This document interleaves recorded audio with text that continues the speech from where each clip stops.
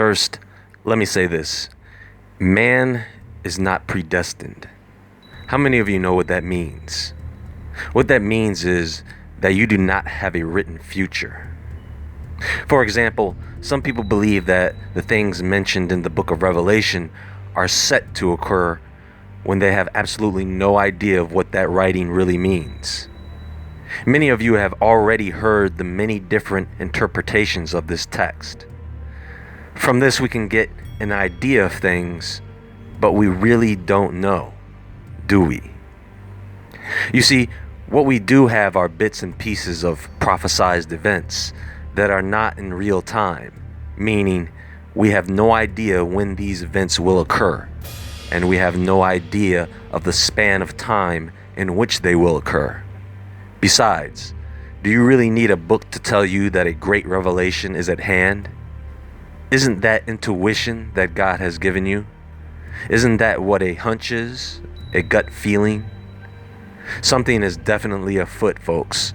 You can smell it, can't you?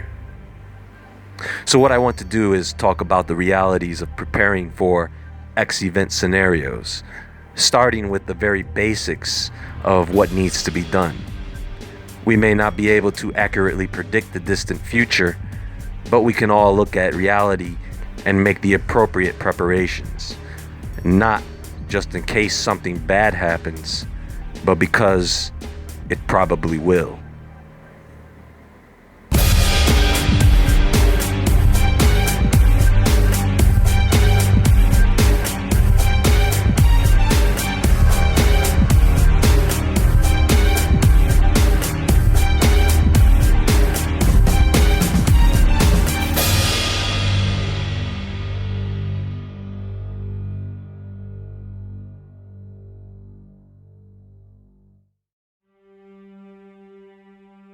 One of the things, and probably the most important preparation of all, and you may feel that this does not apply to you, but a healthy relationship with God is what I consider to be essential, first and foremost.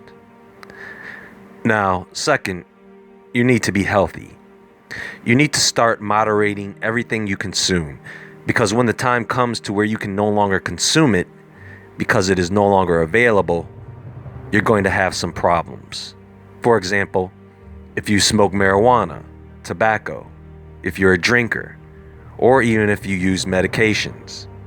If you're caught in the middle of an X event scenario, you do not want to have to deal with withdrawal symptoms. How many of you can walk briskly for 1 hour straight without getting tired? If you cannot, this is something that has to be considered. But what I want to focus mainly on in this presentation is water. Because it is, of course, something that you are going to need in any survival situation. But sometimes just having access to water is not enough. You need to have some understanding of how water works so that you can always get pure water and not poison yourself. Now, I don't use this word often to describe something, but the truth is water is quite magical.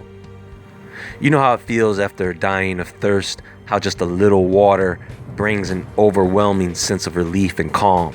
It almost instantly brings in a sudden rush, like a deep breath of air. How does it do that? Well, we of course know that our bodies are mostly comprised of water, so it is our number one source of food. And because it is our number one source of food, it is becoming more apparent that it is the number one source for disease. So here are the basics, and it really is quite simple. You have this element which is composed of 2 hydrogen atoms and 1 oxygen atom. Now what is important here is the charge. What if I told you that 100% pure water does not conduct electricity? Why do you think experimenters working with water and electricity always have to put salt in the water? Pure, clean water does not conduct electricity. Dirty, mineralized water does. Also, pure, clean water has negatively charged particles. The things that are stuck in your body, the bad things, the calcification, blockages in the arteries, the chemicals that we put in, the inorganic minerals, these things tend to all have a positive charge, which means when truly pure water enters the body, it grabs hold of those positively charged particles and carries them out of the body. When people are talking about calcification of the pineal gland, this is what they're talking about.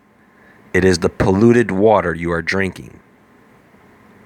Most people think that when you go to the store to buy a bottle of your favorite spring water, and it doesn't matter what brand it is, people think that because they are drinking spring water, they are somehow getting the minerals that they need as well. Let me tell you something. The water on the earth is naturally distilled through precipitation.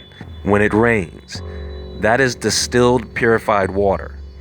If there is no pollution in the air.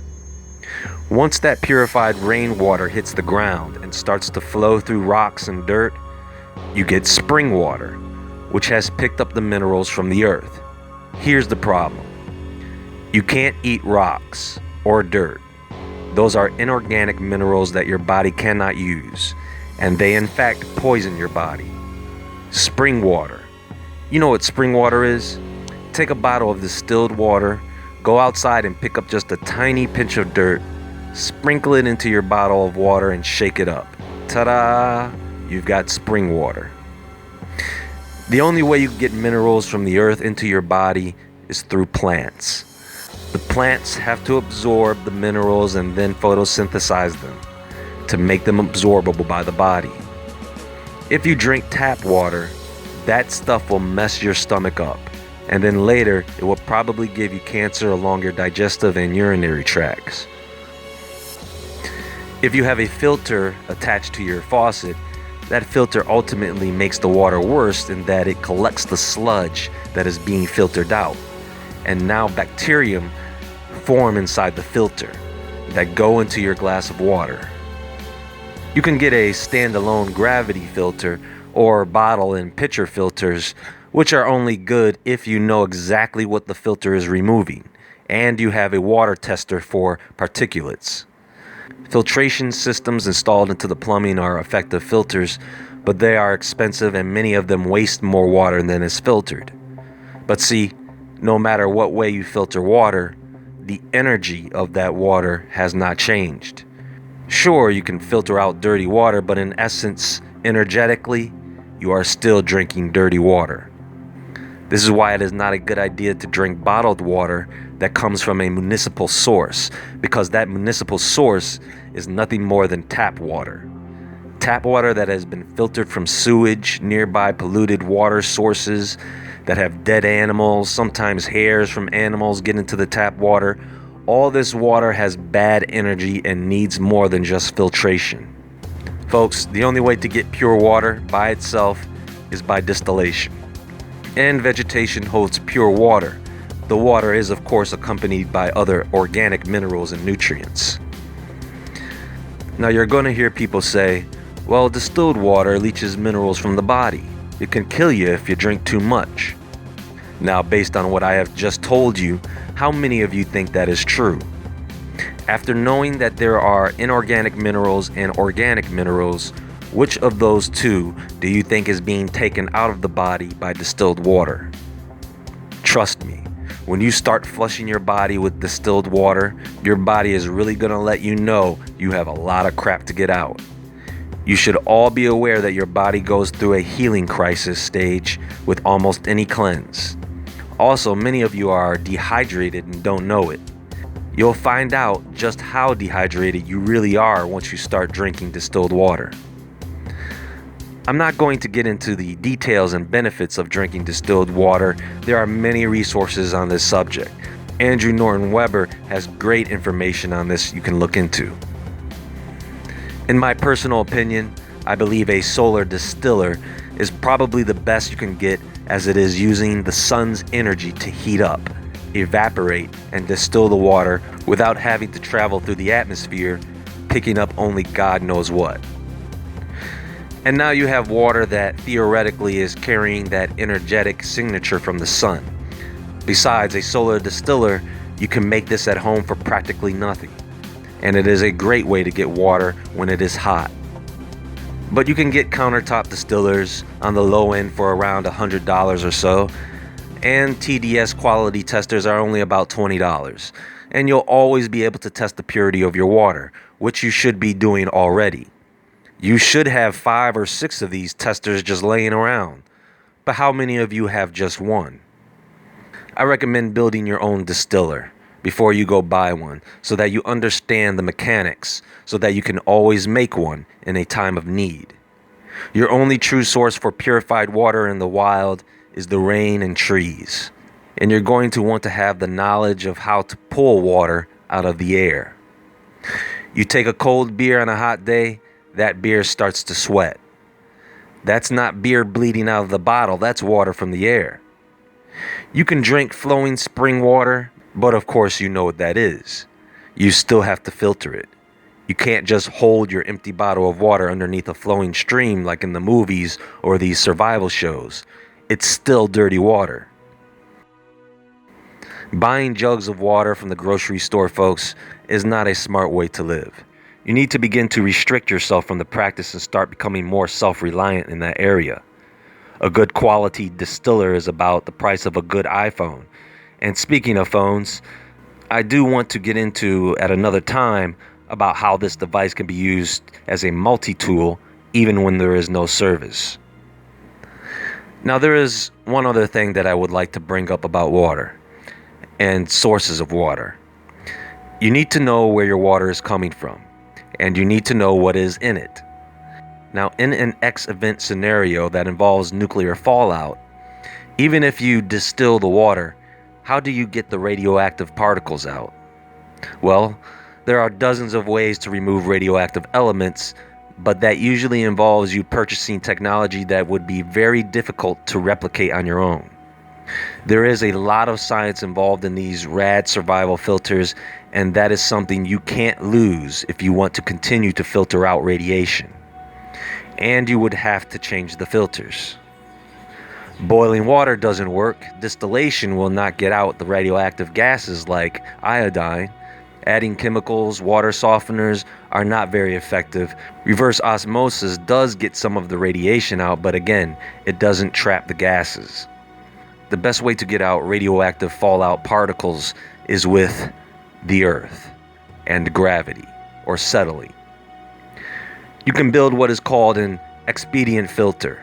What this is a simple contraption where you take a large container and perforate the bottom. You fill the bottom of the container with about an inch worth of small pebbles. You can also use small sticks. You cover the pebbles with some type of clean, porous cloth, even burlap. Then you take the soil, not clay, it's too thick. You take soil and press down on top of the cloth in layers, till you get it about 6 to 7 inches thick. Put another cloth on top of that, and now you have a radiation filter for your water.